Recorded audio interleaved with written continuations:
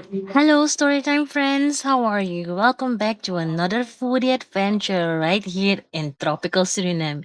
This time we're going to Makan venue in Lelydorperweg.